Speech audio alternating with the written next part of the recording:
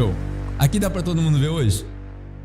Hoje é a volta do quadro branco, né? Todo mundo lembra do quadro branco 2 semanas atrás? Que foi bom e tal. Então, hoje eu vou desenhar de novo.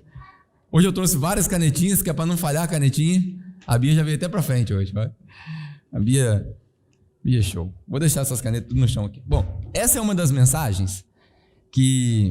Vamos lá, as prévias para a gente entender. Por que dessa mensagem? Eu converso muito com ateu. Eu converso muito com gente que não tem fé. Não é o nosso caso aqui hoje. A maioria de nós aqui, eu acredito, somos todos crentes. Mas eu converso com muita gente que não é cristão. E uma das grandes dificuldades que eles têm de entender o que a gente entende, de viver o que a gente vive, é a questão da divindade de Jesus. Jesus é Deus.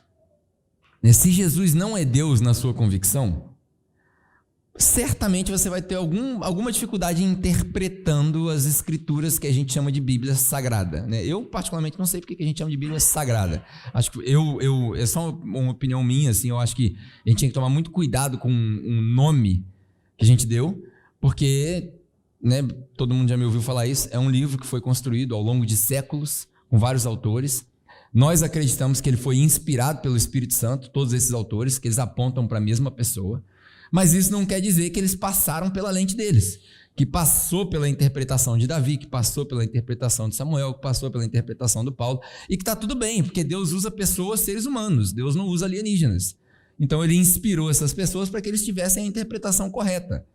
Paulo, numa determinada vez em discussão de igreja, ele fala: é importante que vocês tenham essas divergências aí, para a gente chegar no conhecimento da verdade. A gente chega no conhecimento da verdade orando e estando em unidade. A oração de Jesus foi essa. Quando ele vai se entregar, ele fala: eu oro para que eles estejam em unidade. Então eu converso com muita gente que não tem a mesma fé, que não se considera cristão, e a dificuldade deles é dizer Jesus é Deus. Eles entendem que Jesus é histórico, que Jesus foi um homem, que há 2000 anos atrás ele veio aqui mesmo. Eles entendem que ele sofreu tudo que tinha que sofrer, que ele passou pela crucificação. A crucificação é histórica, não há dúvida de que Jesus foi crucificado. Existem dúvidas se ele ressuscitou mesmo, dentre as pessoas que não têm fé. Inclusive está escrito na própria Bíblia, que os soldados inventaram que o corpo de Jesus foi roubado para que eles não tivessem problema quando não encontrassem o corpo lá. Existem essas divergências, mas a crucificação é fato. Jesus morreu. Nós acreditamos que ele ressuscitou, amém? Que ele continua vivo. Todo mundo está sólido nessa fé? Show. Então, assim, quando eu converso com essas pessoas, a grande dificuldade é chegar no Jesus é Deus. E aí, a gente não tem como provar que Jesus é Deus.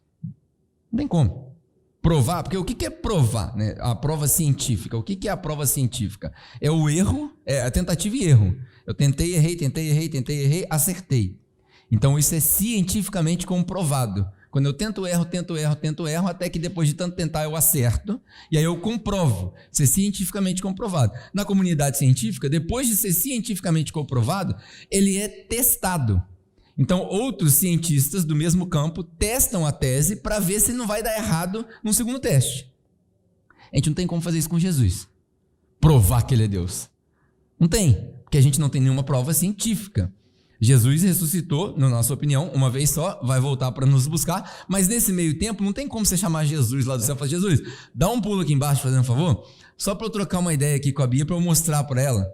Igual o senhor fez com o Tomé, botar a mão aqui, tem como o senhor descer aqui, passar pelas paredes igual Matrix, assim, para a gente ter aquele... Não tem como, Jesus não vai fazer isso, quer dizer, não sei se não vai fazer, mas a gente não escuta esses relatos hoje, não tem como comprovar.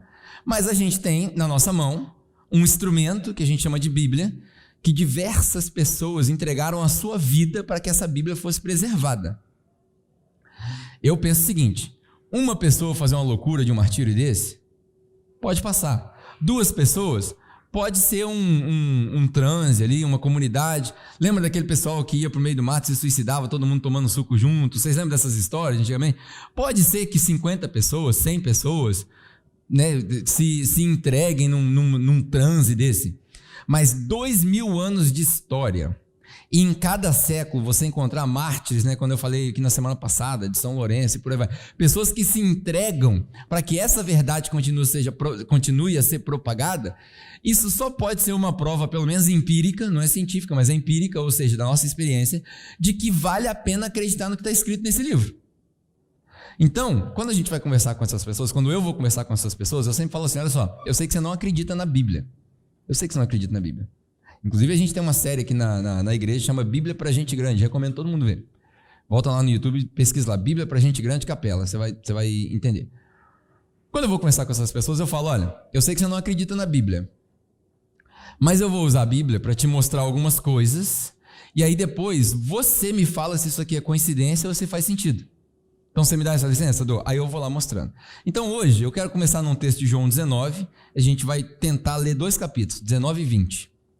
E aí do mesmo jeito que a gente fez com Provérbios, que a gente descobriu lá a árvore da vida, né? Quem viu a mensagem aqui de Provérbios? Quem estava aqui?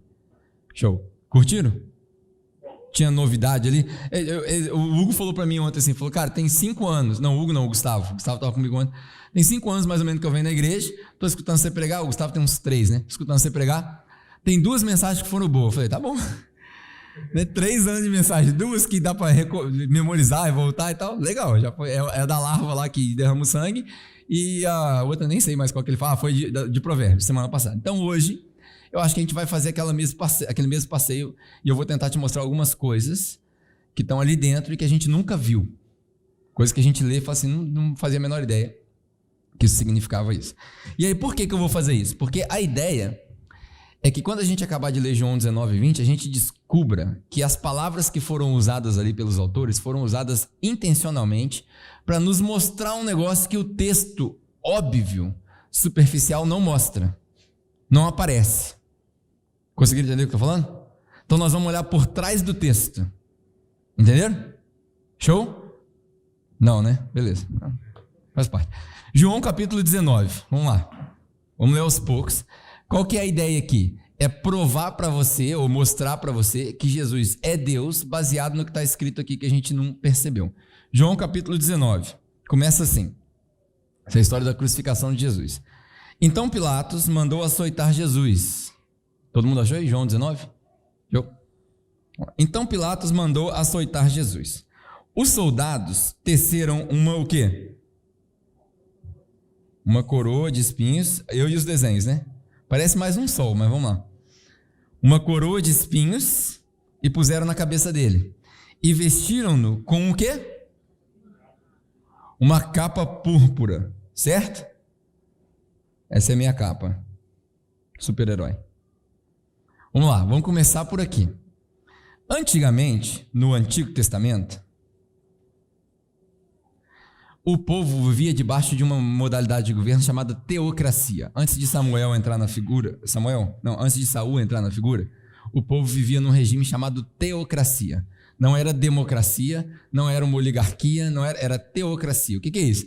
Deus no comando e Deus fala, o povo obedece. Quão bom seria se a gente conseguisse voltar nesse tempo.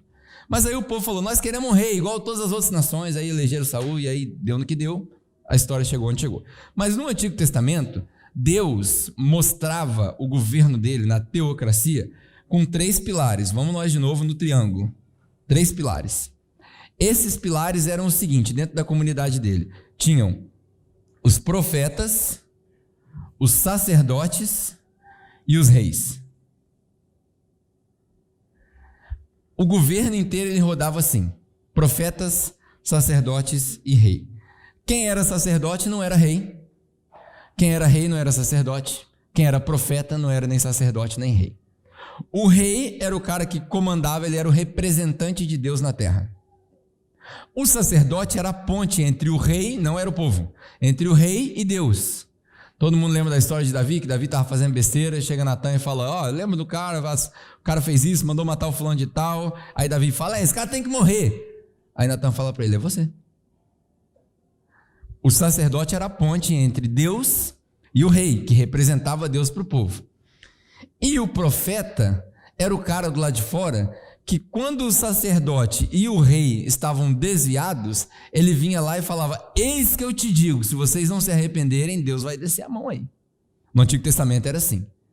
Quando que a gente vê isso? Por exemplo, na época de Jesus, os sacerdotes já estavam vendidos para o governo e não tinha mais o que fazer. Aí João Batista vinha clamando no deserto para preparar o caminho. João Batista era um profeta. Isaías a mesma coisa. Então esses profetas vinham avisando. No Antigo Testamento funcionava assim. Quais eram os símbolos? O símbolo do profeta era a palavra. O profeta falava e o povo acreditava. Aí Jesus diz: eu sou o verbo. Eu sou a palavra. Eu sou o Logos. Esse era o símbolo do profeta. Por isso que os islâmicos, por exemplo, dizem que Jesus era mais um profeta. Porque ele falava e o povo entrava na linha dele. O símbolo do rei era a coroa. Era o símbolo do rei. E o símbolo do sacerdote, pasmem, a roupa sacerdotal era composta de uma capa púrpura. No momento da crucificação de Jesus, começa aqui os mistérios que a gente tem por trás do texto. No momento da crucificação de Jesus, Jesus é colocado na frente do povo e ele, pela primeira vez na história, nunca aconteceu isso antes, pela primeira vez na história, alguém é retratado como rei, profeta e sacerdote ao mesmo tempo. Jesus representa aqui a ponte entre Deus e nós, ele representa a voz para corrigir o caminho e ele representa o governo. No mesmo momento, ninguém percebe, os soldados foram lá e deram todas essas características para Jesus. Não que ele já não soubesse disso. Vai continuar. Aí o texto continua dizendo assim: chegando-se a eles, eles diziam: salve, rei dos judeus, e batiam-lhe no rosto. Mais uma vez, Pilatos saiu e disse aos judeus: vejam, estou trazendo para que vocês saibam que eu não acho motivo algum para crucificar Jesus, ou na acusação de vocês. Quando Jesus veio para fora, usando a coroa de espinhos e a capa púrpura, disse-lhes Pilatos: eis aí o homem. Ao vê-lo, os chefes dos sacerdotes e os guardas gritaram: crucifica-o! Mas Pilatos respondeu: levando-no vocês, crucifiquem-no vocês. Quanto a mim, eu não encontro base para acusá-lo. Veja que Jesus morreu inocentemente, sem base nenhuma. Os judeus insistiram: nós temos uma lei, e de acordo com essa lei, ele deve morrer porque se declarou filho de Deus. Vamos lá. Que lei é essa? Que lei é essa? Quem sabe? Ninguém arrisca? Então, todo mundo acha que está escrito lei, o pessoal fala é a Torá, mas não é. Aí começam os milagres, os mistérios. Essa palavra é nomos. Você sabe o que é nomos? Lá na frente vai virar o normativo, o normal, costume. Nós temos um costume, é o que está escrito aqui. Nós temos um costume, nós quem? Os judeus. Nós temos um costume. E por causa desse costume, não era lei, não estava escrito, por causa desse costume, ele tem que morrer. Mas ninguém fala qual era esse costume. Então você vê que tudo era boato. Tudo foi boato. Ao ouvir isso, Pilatos ficou ainda mais amedrontado e voltou para dentro do palácio. Então perguntou Jesus: de onde você vem? Mas Jesus não lhe deu resposta. Você se nega a falar comigo? Pilatos pergunta. Não sabe que eu tenho autoridade para te libertar ou para te crucificar? E aí Jesus responde para ele, grava bem isso. Jesus responde para ele: você não teria autoridade nenhuma sobre mim se essa autoridade não lhe fosse dada. Pilatos, o representante, né? Ele não era o rei, mas ele estava ali representando. Aqui Jesus fala de autoridade. Autoridade. Pilatos fala assim: se você não me responder, eu vou te crucificar. É como se Jesus falasse assim: não, você não vai me crucificar, cara. Eu estou aqui de livre e espontânea vontade. Eu que estou te dando essa moral. Você tem moral nenhuma. Na verdade, porque essa autoridade que você tem hoje, de representante, de governador, foi te dada por Deus, porque toda autoridade é dada por Deus. Por isso a gente deve respeitar as autoridades, é óbvio. Então, porque a autoridade, como diz Romano 13, é a força de Deus para exercer justiça. Se você luta contra a autoridade, você está lutando contra a justiça de Deus. Ah, mas a autoridade é corrupta. Meu irmão, põe seu joelho no chão, faz igual Daniel, entra para dentro do palácio e começa a orar. Mas não vai bater boca com a autoridade, porque você vai entrar no erro. Vai entrar no erro. Polícia parou, mandou botar a mão na parede, o que você faz? Põe a mão na parede. Não, mas eu sei meus direitos. Põe a mão na parede e espera. Se você não tem nada a dever, não tem nada a temer, não tem o que dever. É assim que funciona. A autoridade foi colocada ali por Deus para o exercício da justiça. Você não faz justiça com as próprias mãos. A gente respeita a autoridade para que ela seja exercida. Aí Jesus fala, o maior culpado disso tudo é aquele que te entregou para mim. Isso aqui era uma referência a Judas, né? Judas traiu Jesus, tal, então ele era o maior culpado, nem tanto Pilatos. Daí para frente, Pilatos procurou libertar Jesus, mas os judeus gritavam, se deixar esse homem sair livre, você não será amigo de César. Quem diz ser rei se opõe a César. Ao ouvir isso, Pilatos trouxe Jesus para fora, sentou-se na cadeira do juiz. Agora vamos parar nesse versículo aqui. Sentou-se na cadeira de quem? Do juiz. Num lugar conhecido como... O que está escrito aí na sua Bíblia? Calçada de pedra, pavimento de pedra. A gente lê um negócio desse na Bíblia e a gente fala assim, cara, ninguém para entender o que é o pavimento de pedra. Ninguém para. Tá, Jesus parou ali no lugar e tal, e Pilatos sentou no lugar do juiz e vamos que vamos. Pavimento de pedra, que em aramaico chama-se, na sua Bíblia tem aí o que está escrito, o que se chama? Gábata. Então vamos lá, agora vai começar um negócio maneiro mesmo. Não sei nem mais onde eu vou escrever aqui, mas enfim. Gábata. Acho que é assim que escreve em aramaico, mas em aramaico não tem acento. O que é esse lugar? Esse lugar, eu vou falar um tanto, depois a gente tenta escrever. Esse lugar, ele ficava tipo uma varanda no templo. Nos tempos do Antigo Testamento, quando o povo ia adorar a Deus nos festivais, quando eles chegavam na porta do templo, eles se prostravam de frente para essa varanda. Nessa varanda vinha o sacerdote, para falar para o povo que ele havia oferecido os sacrifícios e tinha purificado o povo de seus pecados, e eles recebiam aquela notícia com a maior alegria. Nessa varanda, essa varanda é feita de uma pedra, e agora me esqueci o nome da pedra, mas essa pedra é muito provavelmente, e aí você vai precisar conhecer de Bíblia para entender o que eu estou falando, muito provavelmente é um sinônimo ou a mesma pedra que é usada como referência no livro de Apocalipse, quando nós no céu receberemos uma pedra com um novo nome. Aqui Jesus, Yeshua, seja lá o nome que você resolver chamar, ele está sobre uma pedra, e aqui é um simbolismo total, eu estou te mostrando só o simbolismo para você entender o que está por trás do texto.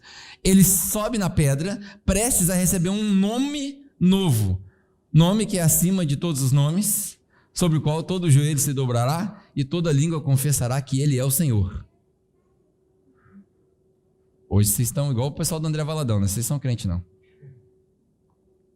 Você precisa entender por que o autor, por que João, 60 anos depois de Jesus ter morrido, isolado numa ilha, e escrever que Jesus ficou em pé em cima dessa pedra. Por quê? Não faz sentido nenhum. Por que ele lembraria desse detalhe? Porque ele quer que a gente entenda alguma coisa que a gente não viu ainda. Então essa pedra é muito provavelmente a mesma pedra de Apocalipse. Esse lugar é também o lugar onde as causas capitais eram julgadas. Então quem vai morrer recebia um julgamento ali. Todo crime hediondo era julgado ali. E quem julgava esse crime era o sinédrio. O sinédrio era o conjunto do sumo sacerdote, junto com os outros sacerdotes, que tinham vários, e os religiosos, os fariseus. Eles se juntavam para julgar a causa daquele que tinha pecado. E eles se sentavam nesse lugar. Nesse lugar havia duas portas. Vai começar a ficar interessante se você entender o que eu estou falando. Nesse lugar, na entrada de dentro do palácio para essa varanda, tinha duas portas. Essas portas, elas dividiam a entrada ali no meio. Desse lado aqui era um lugar comum para todo mundo, qualquer pessoa pode pisar. Desse lado aqui era um lugar santo, só o sacerdote podia pisar, nessas duas portas. Era um lugar comum e um lugar santo. Vocês vão reparar no texto que Jesus vai e volta nesse lugar várias vezes junto com Pilatos. Tá aqui Jesus, vai condenar? Condena ele, mas não tem nada para condenar ele. Aí volta Pilatos para dentro, Jesus, o povo está falando aí, não, vamos voltar para lá, tá aí de novo, até que chega na cena que ele falou, então, tá entregue. Jesus entra e sai desse lugar, onde ninguém entrava e saía, num lugar que é santo e num lugar que é comum. Isso serve para mostrar para nós, como eu comecei essa conversa aqui, que Jesus, ele é ao mesmo tempo homem e ao mesmo tempo Deus. Estão entendendo até aqui? Ele é ao mesmo tempo homem e ao mesmo tempo Deus. Aqui o homem mortal, com a coroa de rei, com a capa de sacerdote, com a palavra do profeta, que é homem e Deus, no lugar do julgamento, enfrenta o seu julgamento perante o povo. Eu acredito que a maioria das pessoas, quando leu, não viu isso tudo aqui. Não entendeu? Falou, não, peraí, isso não tinha entrado na minha cabeça. Aí vamos continuar o texto. Ao ouvir isso, Pilatos trouxe Jesus para fora, se sentou na cadeira do juiz. A gente já leu. Era o dia da preparação. Que dia é esse? Que dia é esse? O Adriano vai saber. Esse era o dia de preparar o cordeiro para a ceia pascual. Todo mundo pegou? Quando João Batista, profeta, grita no deserto: eis aí o Cordeiro de Deus, que tira o pecado do mundo. No dia da preparação, o homem, Deus, rei, sacerdote e profeta, o único capaz de pisar no lugar santo, santo dos santos, e comum ao mesmo tempo, diante do seu julgamento, está sendo preparado para a Páscoa. O que é a Páscoa? A libertação do povo. Eles celebravam, não é a nossa Páscoa, nós celebramos a ressurreição de Jesus. O povo de Israel celebrava a Páscoa como a libertação do Egito, libertação da escravidão. Isso é um símbolo. A libertação do Egito não é a libertação da escravidão, é a libertação da rebeldia. A mesma rebeldia que nos colocou escravos do pecado no Jardim do Éden, que a gente falou aqui na última mensagem, nós nos tornamos escravos do pecado. Essa mesma rebeldia é a rebeldia da qual nós somos libertos. Por isso que Jesus fala: se o Filho de Deus te libertar, aí sim, verdadeiramente você vai ser livre. A questão não é ser livre só da escravidão, é estar livre desse pecado que me prende, a rebeldia contra Deus, a independência, a autonomia. Isso daí é o que nos prendia. E aí Jesus cria essa ponte como sacerdote, e todas essas coisas que eu falei, no dia da preparação. Ele está sendo julgado e preparado. Ali, isso é um sinal de que Jesus é o Cordeiro de Deus, que está sendo preparado. E aí, eis o rei de vocês, disse Pilatos. Mas os judeus gritavam: mata ele, crucifica ele. E aí Pilatos falava: devo crucificar o rei de vocês? E eles falavam: nós não temos rei que não seja César. Finalmente Pilatos entregou a eles para ser crucificado. Então os soldados encarregaram-se de Jesus. Levando sua própria cruz, ele saiu para o lugar chamado, pessoal do Bop aí, chamado Caveira.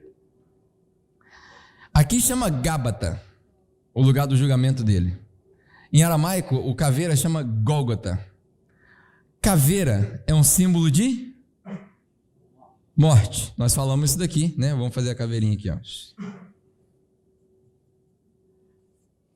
Nós falamos isso daqui, uma caveirinha sorridente.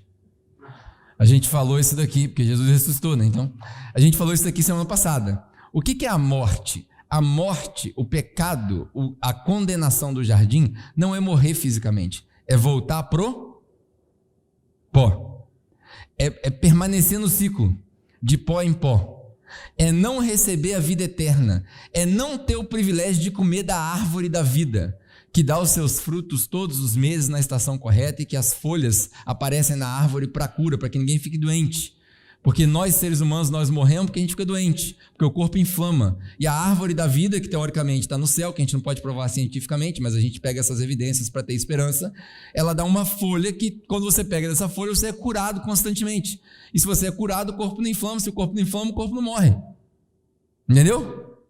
Pegou ou não? O Espírito de Deus é a própria árvore. Aí Jesus, crucificado numa árvore, se torna a árvore da vida. Foi o que a gente falou na semana passada. E aí continuamos a ler. Levando sua própria cruz, ele saiu para um lugar chamado Caveira, que era aramaico chamado Gólgota, e ali o crucificaram com ele outros, um de cada lado. Pilatos mandou preparar uma placa. Olha que interessante. Mandou preparar uma placa e pregar essa placa na cruz com a seguinte inscrição. O que estava escrito? Vou gastar as folhas do Fabinho aqui. Jesus de Nazaré, Rei dos Judeus. E isso estava escrito em...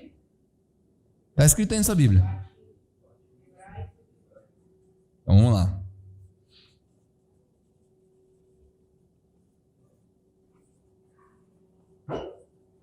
Vamos lá. Na época de Jesus, já viu aquele texto, se eu não me engano, está em Colossenses, que fala que Jesus veio na plenitude dos tempos, no momento certo? Acho que é Colossenses. O que isso aqui significa? Não sei se você sabe, mas o Império Romano, que estava no poder quando Jesus foi crucificado, a primeira coisa que eles faziam quando eles tomavam uma colônia, quando eles tomavam um território, era proibir que as pessoas falassem a língua deles e falassem latim. Porque você elimina a língua, você elimina a cultura. E eles tinham que absorver a cultura do reino. Então, aqui tem a língua da sabedoria. Não sei se você sabe, mas a nossa sociedade ocidental, por exemplo, vive baseado nos ensinamentos de 3 filósofos, praticamente. Aristóteles, quem chuta? Platão e Sócrates. Aula de filosofia para vocês. Tudo que a gente faz hoje, as nossas leis, moral e ética, tudo isso vem de Aristóteles, Sócrates e Platão e dos derivados. A vasta maioria vem deles. Aí o pessoal fala assim, veio de Jesus. Esquece, não veio de Jesus. Inclusive, o certo e errado que Jesus discutia no tempo dele era baseado nas discussões dos filósofos. Então, fica aí a dica, né? A sabedoria era toda falada em grego. A língua hebraica é a língua da tradição, né? Os judeus mais fervorosos vão dizer que é a língua do céu. É a língua da tradição, é a língua de Jesus. É a língua para preservar as coisas santas. E o latim é a língua do mundo. É a língua que, para o mundo romano, né, quando Jesus fala, ia até os confins do mundo, quando Paulo fala que queria terminar a missão dele, Paulo não sabia que tinha Japão, ele não tinha geografia para isso. Para ele, o fim do mundo era ali o finalzinho da Espanha, chegou no final da Europa, acabou. Então, aqui a gente tinha a língua do mundo, a língua da tradição e a língua da sabedoria. E nessas 3 línguas estava escrito rei. Ou seja, lembra daquela história de todo mundo vai ouvir, toda língua vai confessar, todo joelho vai se dobrar? Está aqui, aconteceu 2000 anos atrás. Está claro. Todo mundo viu, e a Bíblia foi preservada há mais de 2000 anos. Óbvio que os documentos do Antigo Testamento têm data diferente, do Novo Testamento também. A Bíblia é muito mais nova do que a gente imagina. A Bíblia, do jeito que você tem no seu braço aí, muito provavelmente tem mais ou menos 500 anos, não mais que isso. Mas esses documentos foram todos preservados com uma inscrição: rei. E toda a cultura, tirando aqueles que estão no meio do mato que não foram alcançados ainda, um dia a gente chega lá, toda a cultura conhece Jesus dos judeus, o rei dos judeus. 2000 anos atrás isso aqui já estava claro. Está na nossa frente e a gente não vê. E aí continuamos. Muitos dos judeus leram a placa, o judeu. Esse cara aí não é meu rei não. Tira essa placa daí. Aí Pilatos fala o seguinte: o que eu escrevi está escrito e não se muda mais. O que é isso? Autoridade. A autoridade que foi dada por quem?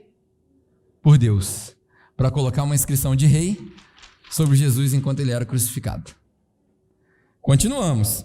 Tá muita coisa? Tá pesado não? Quer que eu pare? Posso continuar? Hoje é para os crentes mesmo, hoje é alimento para os crentes. Show? Pilatos respondeu: o que eu escrevi, tendo crucificado Jesus, os soldados tornaram as suas roupas dele e dividiram entre 4 partes, uma para cada um deles, restando uma túnica. Essa túnica era tecida numa única peça, de alto a baixo. Por que João estava preocupado com a capa do Jesus? Por que ele escreveu um negócio desse? Primeiro, porque precisavam se cumprir as profecias de que as roupas deles não seriam rasgadas. E segunda, que a estola sacerdotal, a roupa do sacerdote, ela não tinha costura. Era uma tradição dos judeus, dos sacerdotes, principalmente do sumo sacerdote, quando ele vestia lá o colete com as 12 pedras e tal. A roupa dele não podia ter costura. Por quê? Costura significava remendo. Todo mundo lembra da passagem de Jesus? Não se remenda a roupa. Vai colocar o remendo, vai estragar a roupa, vai estragar o remendo, todo mundo lembra? Vinho novo. Tudo que Jesus fala tem um significado por trás. A roupa do sacerdote não tinha costura. Por quê? Quando o sacerdote via que o povo estava pecando e não tinha mais jeito, o que o sacerdote fazia? Ele chegava na frente do templo e rasgava a roupa. Porque costura significa eu emendei o que está rasgado. A roupa do sacerdote não tem costura. E aí aqui João deixa claro o seguinte: eles botaram em Jesus uma roupa que não tinha costura. Ninguém naquela sociedade vestia roupa sem costura, senão o sacerdote. Púrpura, então, não sei se você lembra, mas Paulo era sustentado por algumas mulheres que eram comerciantes de tecidos púrpuras, que era o mais caro, dava trabalho para tingir. Então eles colocaram em Jesus a roupa do rei e do sacerdote de uma maneira que nunca ninguém vestiu. E eles não rasgaram. E aí olha que interessante, Jesus morre crucificado. A roupa dele fica inteira. A roupa do sacerdote não rasgou. Mas quando ele morre, tem uma frase na Bíblia que diz que a cortina do templo se rasgou, que era feita do mesmo material, que também não tinha costura. O que isso quer dizer? Jesus estava mostrando para nós há 2000 anos atrás, e João tomou cuidado de escrever, que a nossa fé não é baseada no templo e nem no ritual, mas no próprio Cristo. A roupa dele não foi rasgada, os ossos não foram quebrados. Olha que interessante, no capítulo 20, eu não vou ler porque senão a gente vai ficar aqui até 1h da tarde, mas no capítulo 20, quando Jesus é enterrado, diz a história que Nicodemos e José de Arimateia chegaram para Pilatos e falaram assim: posso pegar o corpo de Jesus? Porque já era sábado, era o dia da festa, e eles não queriam ficar muito preocupados com essas coisas, porque isso poderia poluir. E o que eles fizeram? Pegam o corpo de Jesus e vão levar para um túmulo. Todo mundo lembra dessa história? Vão levar para um túmulo. Um túmulo que era de José de Arimateia, não era de Jesus, não era endereçado para ele. Um túmulo virgem nunca foi usado. Vocês sabiam que o sacerdote, ele não poderia entrar em contato com pessoas mortas? Sabia disso? Não? O sacerdote, quando ele entrava em contato com pessoas mortas, ele se tornava impuro, e ele precisava ficar 7 dias, se eu não me engano, num ritual de purificação, para depois poder vir oferecer sacrifício. Mas Jesus é o Cordeiro, preparado na Páscoa, o Cordeiro sem mácula, que tira o pecado do mundo, que morre pelos nossos pecados. Ele não poderia ficar impuro. Então ele entrou num túmulo que nunca nenhuma pessoa morta tinha entrado. Para quê? Para que ele não fosse contaminado, para que no dia da ressurreição dele ele pudesse ser o sacrifício vivo e pagar pelos nossos pecados. Você tem noção do quanto detalhe tem atrás desse negócio? Agora que vai ficar mais bonito ainda. Agora eu vou acabar com um negócio que a gente fez na outra mensagem. Eu gosto do negócio de triângulo, eu gosto do tal do triângulo. Jesus, o nosso pecado começou no Éden, um jardim. Todo mundo lembra do jardim? Jesus foi tentado no Getsemane, que é um jardim. E Jesus foi enterrado aonde? Leia aí na sua Bíblia, João 20, acha o texto aí. Num túmulo que estava num... Eita glória! Vocês não são crentes não, gente. Num jardim. Jesus foi enterrado num jardim. Aí olha só que coisa mais louca. Isso aqui é para fechar. Todo mundo entendeu o capítulo 19? Eu preciso ter certeza que você entendeu o capítulo 19. Você entendeu? Jesus é homem, Jesus é Deus, comum e santo, no lugar onde só o santo podia pisar, no lugar do julgamento que só o sinédrio pisava, que Pilatos estava exercendo a autoridade que não era dele, que foi dada pelo próprio Jesus, com uma coroa que simbolizava o reinado, com uma capa que simbolizava o sacerdócio, com a palavra que simbolizava o profeta. Ele junta os 3 em 1, lembra 3 em 1? Deus Pai, Filho e Espírito Santo. 3 em 1, ele junta as 3 figuras de autoridade do Antigo Testamento para poder suplementar a autoridade dele, que diz: se você fizer o que eu falo, você vai cumprir os profetas e toda a lei, Antigo Testamento, toda a lei, todos os profetas, está em mim, está em Jesus, só fazer o que eu falo. Isso é o capítulo 19 todinho traduzido. O lugar onde ele estava, Gábata, a pedra nova do nome, o lugar da caveira, Gólgota, que significa morte, de volta para o pó, tudo isso crucificado numa cruz. A gente falou aqui na outra mensagem, se você não viu, você precisa voltar. Ele se torna a árvore da vida. Então por isso que ele fala: se você não comer da minha carne, você não vai ter a vida eterna. Jesus não estava falando de canibalismo, ele estava falando da árvore da vida, que ele ia se tornar nessa montanha que ele foi crucificado. Isso é o capítulo 19. Aí no capítulo 20 aparece ele, enterrado. Aí tem várias histórias interessantes. Os discípulos entram dentro do túmulo, não vê nada, aí um outro discípulo volta, dá uma olhada na moral assim: peraí, tô vendo um negócio. Aí ele vê, João toma o cuidado de dizer que ele vê as roupas de Jesus, a estola sacerdotal, que ele fala assim: agora eu não preciso mais dessa roupa sacerdotal, porque agora eu não estou fazendo mais intermédio entre o homem e Deus, agora eu vou morar dentro do homem, agora eu vou vir na presença do Espírito Santo e eu vou habitar com eles. Acabou esse intermédio, agora eu estou aí. Está entendendo o que Jesus faz? Estou aqui no jardim. Não saí de jardim ainda não, gente. Calma aí. O mais legal eu vi agora. O corpo não está lá. A toalha está dobrada. Os discípulos assustam. Sai correndo para contar para os outros discípulos. Fica para trás a lerda. Maria ficou para trás. Ela olhou para um lado, olhou para o outro, viu todo mundo correndo. E agora? Na história de João, ela ficou para trás. Ela é devagar, não processou. Ela volta no túmulo. O que está acontecendo? Não está certo. Aí ela vê um anjo e vê outro anjo. Um anjo no topo da caverna do túmulo, sei lá onde é que ele estava, e o outro lá. Aí a luz, deve ter tido aquela luz, né, aquela aura toda e tal. Aí ela assusta. Aí os anjos perguntam para ela. Para mim, isso é uma pergunta fantástica. Toda vez que eu vejo o teatrinho das crianças, eu falo, cara, eles tinham que ensinar as crianças a fazer um teatro melhor disso daí. Que o anjo pergunta para Maria, por que você procura entre os mortos aquele que vive está? Cara, isso aí era para Maria sair dando cambalhota ali. Né? Mas não, a gente passa pela historinha, a gente não presta atenção, então, mas beleza. Ela vê os anjos, Jesus não está aqui. Mas está onde Jesus? Aí parece que os anjos fazem aquela brincadeira com ela, fala assim, onde está Jesus? Vou te falar não.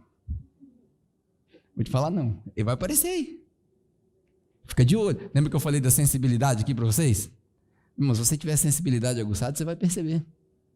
Aí Maria sai do túmulo, deixa o anjo para trás. A pessoa, para deixar um anjo para trás, ela tem que estar com muita autoridade espiritual. Para falar, meu irmão, dá licença que eu vou procurar Jesus. Né? Eu já ia ficar só ali no anjo mesmo. Como é que faz para subir daqui direto? Né? Mas enfim, deixou o anjo para trás, vai atrás de Jesus. Aí ela vê um jardineiro. Ela chega para o jardineiro. Por um acaso você não viu o cara que estava ali dentro, não? Aí Jesus disse assim, não. Cortando as ervas aqui, então. Poxa, meu Senhor saiu dali, e os anjos falam que não sabem onde ele está. Aí vem aquela voz inconfundível. Maria. Deve ter sido assim, né? Não, lê em João 20, você vai ver, está escrito ali só Maria. Ele deve ter falado do jeito que só Maria reconheceu. Aí ela cai aos pés de Jesus e fala, meu Senhor e tal, papai. E aí a história se desenvolve. Jesus foi ressurreto, comprovado, ele vai aparecer para as outras pessoas. Por que eu deixei essa parte para o final? Eu preciso que você junte essa mensagem com aquela mensagem da árvore da vida lá, do jardim. E o que eu vou falar aqui é conjectura da minha cabeça, é um monte de construção, mas eu vou falar igual Paulo. Eu acredito que eu também tenho um pouquinho do Espírito Santo, eu acho que vai fazer sentido. Eu acho que é mais ou menos daí. Quando Maria encontra com Jesus, que ela confunde Jesus com o jardineiro, ela está vendo Jesus fazendo aquilo que nós fomos criados para fazer. No jardim. Lembra que no jardim, a nossa recompensa era cuidar do jardim de Deus, quando Ele criou. A única coisa que a gente tinha que fazer era cuidar do jardim. Quando a gente entra para a rebeldia, come do fruto do conhecimento e tal, o jardim é tirado da nossa presença e aí a gente recebe um castigo, que é o trabalho. O trabalho no jardim não era trabalho, era prazer, porque Éden significa prazer. Nós tínhamos um prazer absoluto na presença de Deus, e tudo que nós fazíamos na presença de Deus era cuidar do jardim. Jesus, quando ele ressuscita, a primeira coisa que ele faz é tomar o cuidado de mostrar para nós que não é para a gente sair fazendo um monte de coisa, não é para fazer cruzada, embora isso tudo seja muito legal, não, é só voltar para o original e cuidar do jardim. É só cuidar do que ele deu para nós. É só ser simples o suficiente para falar assim, o que Deus quer que eu faça com as minhas mãos hoje? Como que Deus quer que eu cuide daquilo que Ele me deu? Jesus mostra para ela que no céu, porque Jesus é literalmente a transcrição do céu na terra, Ele mostra para Maria e para nós que no céu, a gente não vai ficar de vestes brancas cantando glória, glória, aleluia o tempo todo. Nós vamos voltar para cuidar do jardim, na Nova Jerusalém. João capítulo 19 e capítulo 20, na minha opinião, é um baú de mistérios. E nesse baú de mistérios você tem ferramentas suficientes para ficar vislumbrado com tudo isso que eu te falei, mas também para afirmar que Jesus é Deus, porque Ele viveu tudo isso e deixou tudo isso claro e escrito, documentado. Não Jesus, mas João, para que a gente pudesse ler. E aí, no final do capítulo 20, a última frase do capítulo 20, João deixa muito claro por que ele tomou cuidado com tudo isso. Presta bem atenção no que ele fala. A última frase. As duas últimas, né? Versículo 30 e 31. Jesus realizou na presença dos seus discípulos muitos outros milagres, que não estão registrados nesse livro. Mas estes, todas as curas, os pães, as passagens, as pregações, as parábolas, a Gábata, a Gólgota, a ressurreição, tudo que Jesus fez, estes que estão escritos aqui, foram escritos para quê? Para que vocês creiam que Jesus é o Cristo, que significa o enviado, é o Filho de Deus, que significa a mesma essência, huios, e crendo, vocês tenham vida em seu nome. João escreveu isso tudo para a gente dar volta, que a gente faz aquelas discussões, lembra que eu falei para vocês na última mensagem? Aquela discussão do almoço que começa num lugar e vai em lugar nenhum, que é só para o crente bater boca na hora do almoço. Jesus escreveu isso tudo aqui para nós, para que a gente creia que Ele é o Cristo, o Filho de Deus, e tendo crido nisso, nós tenhamos vida eterna. É isso. João 19 e João 20. E os nossos mistérios. A minha oração, a minha intenção é que você saia daqui hoje equipado para quando você tiver conversas com pessoas que não tenham fé, você peça licença e fala assim, posso mostrar só um negocinho na Bíblia para você?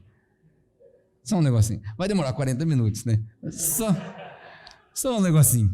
E aí você mostra isso para eles. Amém? De coração, eu estou feliz com o que está acontecendo na igreja, com o movimento que está acontecendo, com novos pastores, novos pregadores. Estou muito feliz. Muito melhores do que eu. Vão amar vocês muito mais do que eu pude amar. Vão explorar as realidades de Bíblia muito melhor do que eu pude explorar. Mas a minha última herança nesses próximos 3 meses que eu tiver aqui, o último presente que eu quero dar para vocês é ver se eu consigo instigar em vocês essa fome de ler Bíblia de tal maneira para o espírito de vocês ser renovado todo dia.